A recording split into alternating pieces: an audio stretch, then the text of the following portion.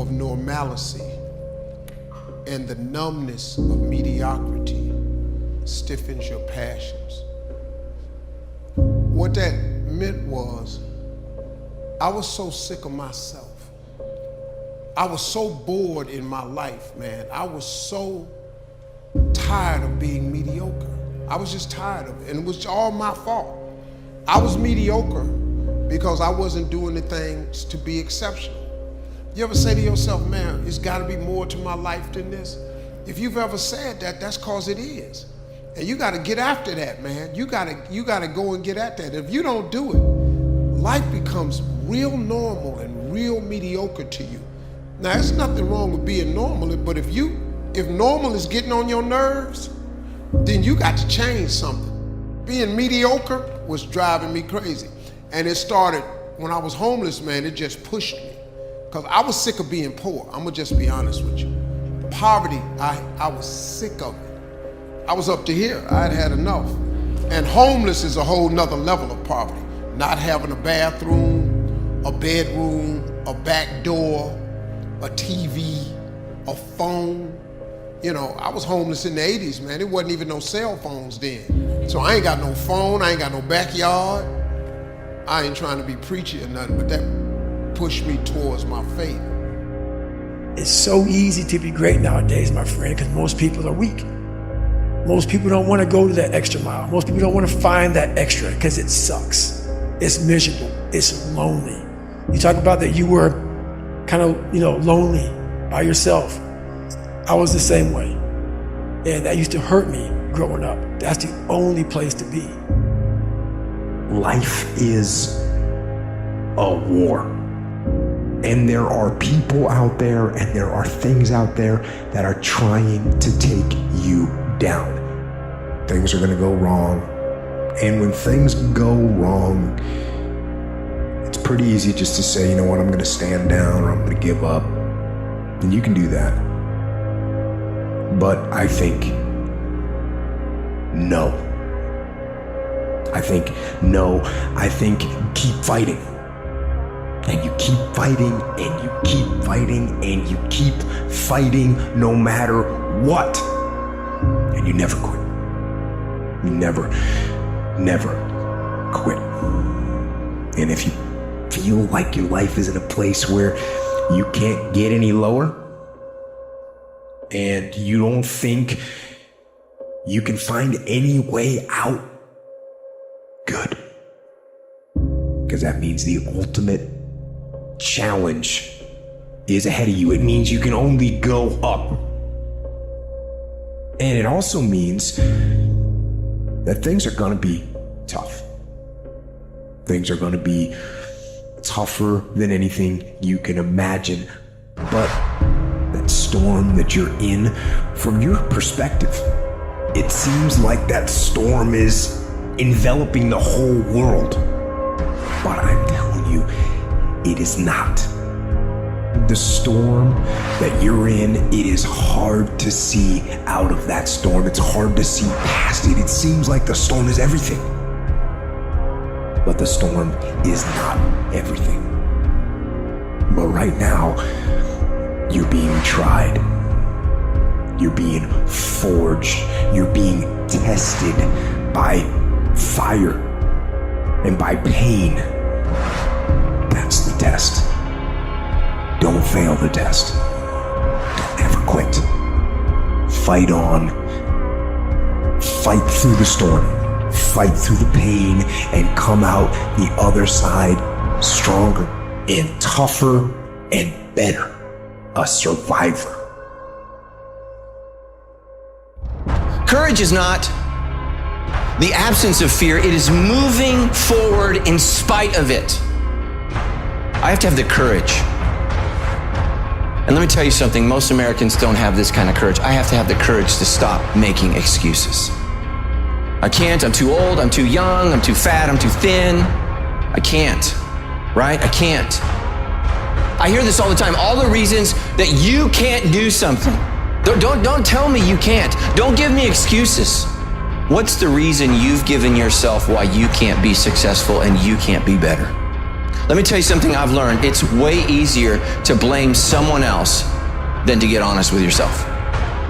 Anytime you start something new, anytime you set out on a new path, anytime you move out of your comfort zone, you're gonna go through what is basically, if you could imagine, a bell curve of frustration, all right?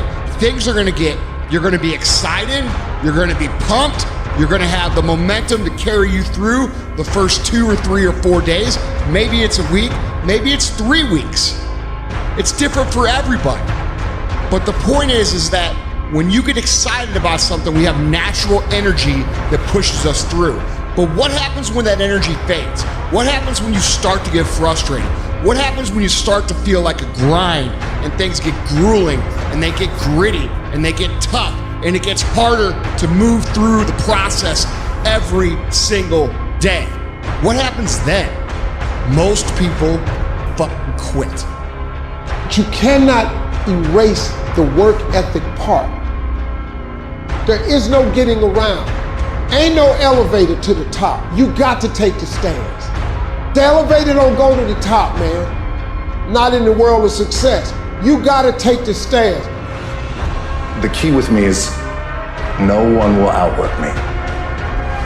No one. I love and I respect you guys. Motherfuckers won't outwork me. All starts with this. 2 hands, putting in the work. Stay encouraged. Stay encouraged. Keep your head up. Stick your chest out. Continue to walk with pride. And know if it was easy, everybody would do it. It's not gonna be easy, but we have what it takes. There's gonna be a lot of times y'all about to fail. We are all a work in progress. But in that moment, I want you to remember the power of you. You will change the world. You must get comfortable with fear and failure. They must be your best friends. They're the only one that moves that needle of life.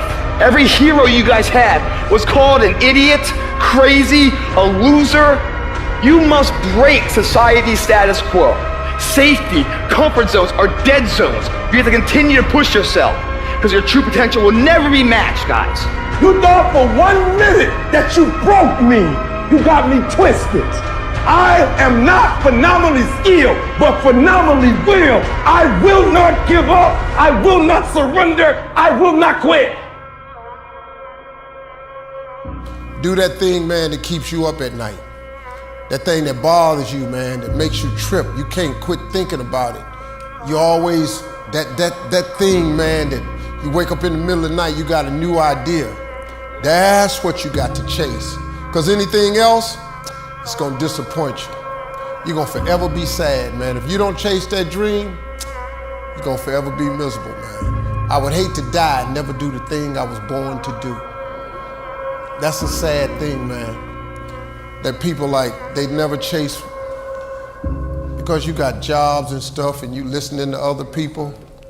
If I hadn't chased my dream, I wouldn't be here. If I listened to my mother and father, I'd have been a construction worker, just like my brothers.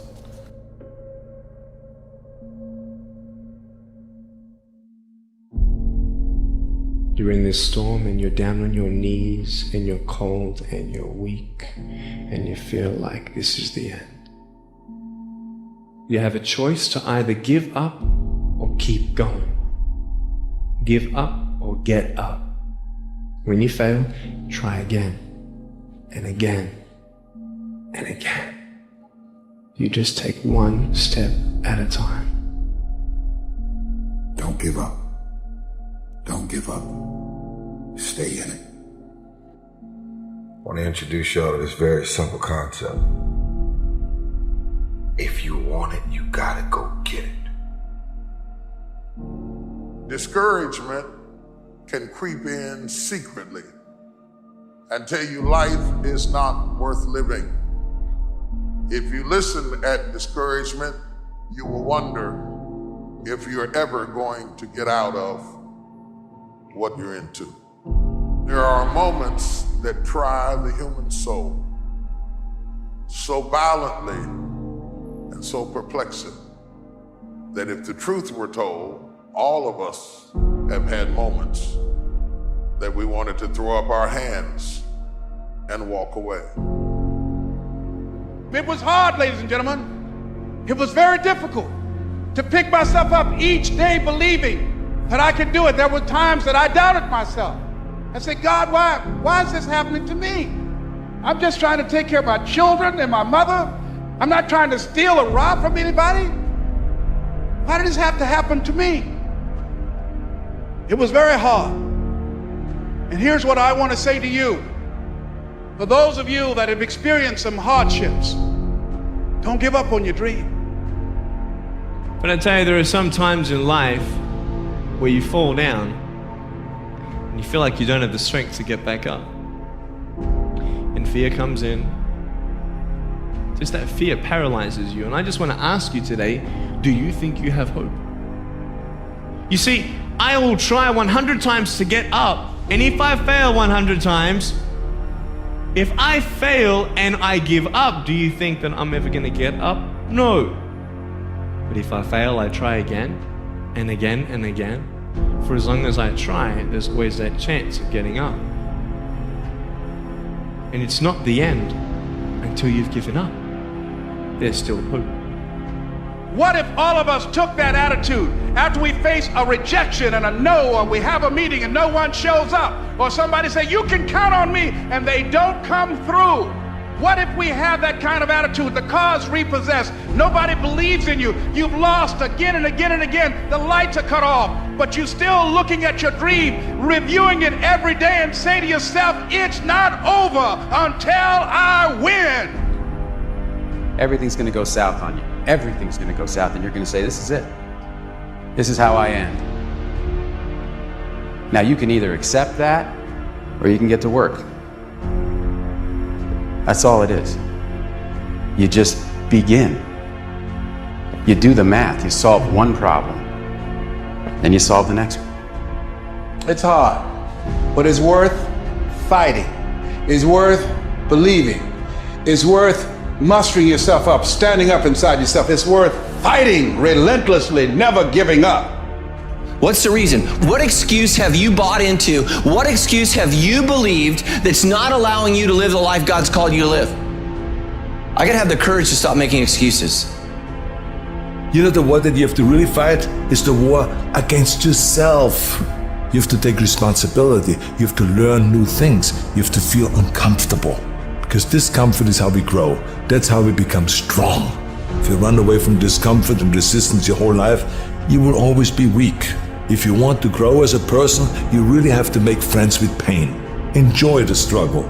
I found out it is not what they say about you that limits you the most. It's that you might believe it and start saying that to yourself. There were many, many, many people who said that I would never be anything. I just chose not to be one of them. And as long as it's not your mouth that says it, you can overcome theirs all day long. I love the sun, but things don't grow because of the sun. You have to have some rain. And you've got to stop looking at rain in your life as something bad. My greatest moments didn't come from my greatest moments. My greatest moments came from my greatest defeats. Because it was during my defeat that I had to find a way to get back up. It takes courage, it takes commitment, it takes discipline. These are all things that you need to have, because let me tell you this, when you do, magic is going to start to happen, baby. You'll start to move forward and achieve that thing. You'll start respecting yourself more. You'll start carrying yourself differently and think that you can take on the fucking world. But it all starts with honesty. Ask yourself what you've been lying to yourself about. Consciously admit that you've been bullshitting yourself about that thing, and do everything in your power to go out and change it. It ain't easy to do, but I promise you, it'll be worth it. Winners win and losers lose. I can't explain it any better than that. I don't know how it happens. Well, winners win. And if you create a culture of losing, if you keep being a victim, if you keep letting losing happen to you, if you keep letting people do you and treat you any kind of way, it's going to become a culture. You've never looked at yourself in the mirror and said, you let you down. Until you get to that point you let you down. You're not brave enough. You want to put it on somebody else. The reason why I'm not successful is because of my boss. Have you ever looked at yourself in the mirror and said, I'm not getting up on time. I'm not going to work on time. I'm not putting in 120% when I'm at work. You always want to blame other people. You always want to hold other people to the fire, but you're not holding yourself to the fire. You just said you're giving 50%. You owe you an explanation. You owe you an explanation. You need to look at yourself in the mirror and say, why are you only giving 50%? What's wrong with you? You need to tell you no more TV, no more snacks, no more desserts, no, we working out now. You need to tell you that you owe you something.